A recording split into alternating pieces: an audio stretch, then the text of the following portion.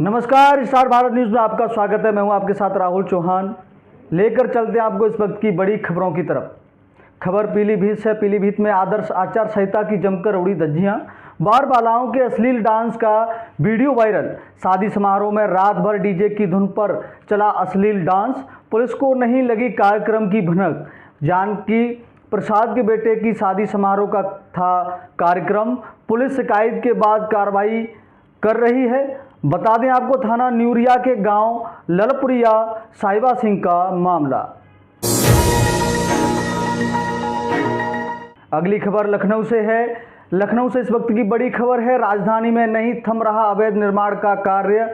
Zone 6 में लगातार हो रहा है अवैध निर्माण। एलडीए अंकुश लगाने में नाकाम। बिना नक्शा बिना मानचित्र स्वीकृत के हो रहा अवैध निर्माण। नाका थाना क्षेत्र के गुरुद्वारा के पीछे हो रहा अवैध निर्माण। विकास प्राधिकरण के आदेशों को नहीं मानते अवर अभियंता भानु प्रकाश वर्मा। जोन 6 नाका क्षेत्र में दबंग बिल्डर की मनमानी से तैयार हो रही है अवैध बिल्डिंग। कचहरी परिसर में पीआईडी जवान ने महिला अधिवक्ता के साथ की मारपीट। अधिवक्ताओं में आक्रोश। बुंदेलखंड के महोबा में लेन देन के विवाद को लेकर महिला पीआईडी जवान ने कचहरी में महिला अधिवक्ता के साथ मारपीट कर दी, जिसके बाद एकत्रित हुए अधिवक्ताओं में आक्रोश बढ़ गया और पीड़ित अधिवक्ता की तहरीर के आधार पर पुलिस ने पीआईडी जवान के खिलाफ संबंधित धाराओं में मुकदमा दर्ज कराकर मामले की जांच शुरू कर दी है। घटना शहर कोतवाली क्षेत्र अंतर्गत जिला न्यायालय परिसर की है, जहां महिला पीआईडी जवान मधु ने पैसों के लेन देन को लेकर बस्ते में बैठी महिला अधिवक्ता विमलेश कुमारी की सरेआम पिटाई कर दी और अधिवक्ताओं के एकत्रित होने पर मौके से फरार हो गई।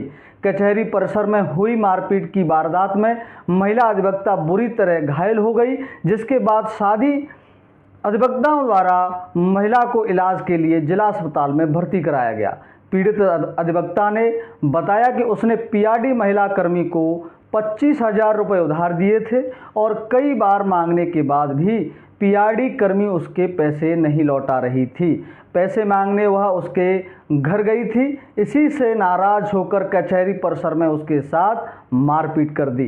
कचहरी में अधिवक्ता के साथ हुई मारपीट से आक्रोश अधिवक्ता कार्रवाई की मांग को लेकर कोतवाली पहुंच गए।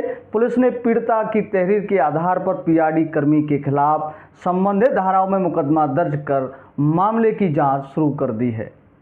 मेरे साथ सुबह कचहरी में मैं अपने बस्ते पे बैठी हुई थी, तो सुबह ये मधु, जिसका नाम मधु है, ये पुलिस में है, तो ये आई और सडनली मुझे एकदम से मारने लगी। और ये घटना इसलिए हुई क्योंकि इसने मेरे जनवरी में 16 जनवरी को मेरे से 25,000 रुपये लिया था। एक तो शादी के लिए चाहिए थे, मैंने दे दिए। फिर कह रहे मेरी 10 तारीख को सैलरी आएगी, मैं आपको दे दूँगी। फिर 10 तारीख भी आ गई। फिर तब से ये मेरा फ़ोन नहीं उठा रही। आज सुबह मैं मॉर्निंग में मतलब 9-9:30 बजे जब वहाँ पर उनके घर पे गई, मैंने कहा आंटी आप मेरे पैसे दे दो। तो कह रहे काय के पैसे, कौन से पैसे, और मैं नहीं दूँगी, जो तुम्हें करना कर लो।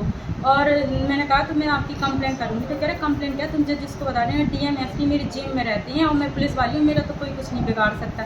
फिर सुबह जैसे भी आई तो ये तुरंत, मैं अपने बस्ते पे बैठी हुई थी, मेरे क्लाइंट भी बैठे हुए थे, और ये आई और तुरंत मुझे मारने लगी। ये लात मुझसे इतने भयंकर मुझे मारा, मेरे पूरे बाल आल और यहाँ पर गला पकड़ लिया, मतलब जान से मारने कह रहे थे, अब तुझे जान से मार डालूंगी, मुझे जैसा हो जा, तू मतलब मुझसे पैसे लेगी। तो यही सारी मेरे साथ घटना हुई है। खबर पीलीभीत से है। पीलीभीत में आग का तांडव, 3 गांवों में फैली आग। पीलीभीत की पूरनपुर तहसील क्षेत्र के गांव राजपुर में अचानक आग की घटना ने खलबली मचा दी। तेज हवाओं के चलते आग करीब 8 किलोमीटर दायरे तक फैल गई, जिसकी जद में करीबन 3 गांव आ गए। घटना में सैकड़ों एकड़ नरई भूसे के ढेर के अलावा कई झोपड़ियां जलकर नष्ट हो गई। करीब 50 ट्रैक्टरों की मदद से किसान आग पर काबू पाने में जुटे रहे। जानकारी के बाद एसडीएम आशुतोष गुप्ता ने टीम को मौके पर भेजकर जांच पड़ताल शुरू कराई है। दरअसल राजपुर गांव बराही रेंज के जंगल से सटा है। ग्रामीणों का कहना है कि जंगल के नज़दीक खड़े नरकुल से आग की शुरुआत हुई।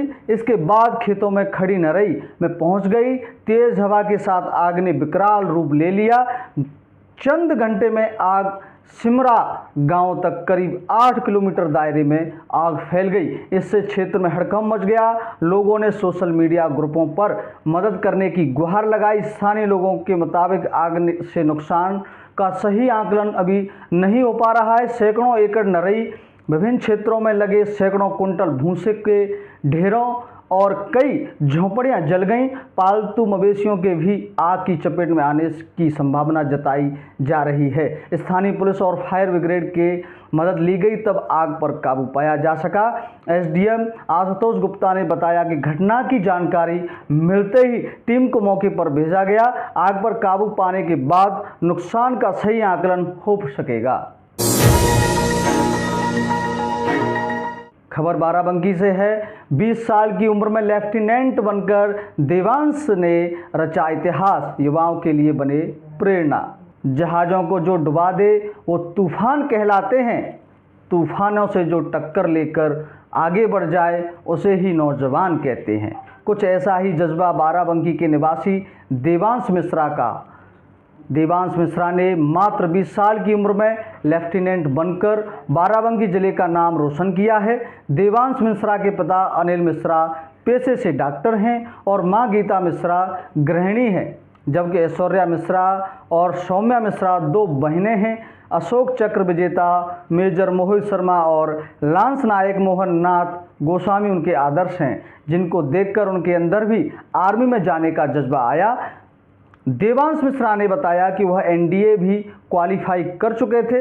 उसमें उनकी ऑल इंडिया 411 रैंक आई थी, लेकिन उस समय कुछ मेडिकल इशू के चलते वह एनडीए ज्वाइन नहीं कर पाए, जिसकी वजह से उन्हें 1 साल इंतज़ार करना पड़ा। उसके बाद उन्होंने सम्मिलित रक्षा सेवा परीक्षा CDSE दी और उसे पास करके यह कामयाबी हासिल की। उन्होंने पहली ही बार में 109वीं रैंक लाकर लेफ्टिनेंट का पद हासिल किया है। देवांश मिश्रा ने बताया कि उन्होंने इंटरमीडिएट तक की शिक्षा शहर के बड़ेल स्थित श्री साइंस इंटर कॉलेज में ग्रहण की। जीवन की चुनौतियों ने ही उन्हें मजबूत बना दिया। उन्होंने बताया कि कड़ी मेहनत और आगे बढ़ने का जज्बा हो तो जीवन में कोई भी काम मुश्किल नहीं है। इंटरमीडिएट के बाद से ही उन्होंने मन बना लिया कि उन्हें आर्मी में भी जाना है, इसलिए वह पूरी तरह से इसी क्षेत्र में मेहनत करते रहे। उन्होंने कहा कि वह एक मिडिल क्लास फैमिली से हैं, इसलिए उनके पास ज़्यादा ऑपरेशन नहीं थे। सफल होकर अपना लक्ष्य पाना ही उनके पास मात्र एक विकल्प था। मेरा नाम देवांश मिश्रा, डॉक्टर अनिल मिश्रा। आपने लेफ्टिनेंट के पद पर चयन हुआ है, कैसे ये संभव हुआ? So if we track down the time, मैंने तैयारी स्टार्ट करी थी 2019 में, सितंबर 2019 में मैंने तैयारी स्टार्ट करी थी। एंड एट दैट टाइम मैं 12th में था और मैं उस समय तैयारी कर रहा था नेशनल डिफेंस एकेडमी की, विच इज़ ऑल्सो इंस्टीट्यूट जो कि 3 साल ट्रेनिंग देता है। फिर उसके बाद फिर मैं आईए में जाता है, वहाँ पर 1 साल की ट्रेनिंग होती है। Then I will be commission into the army. I was able to clear that exam also.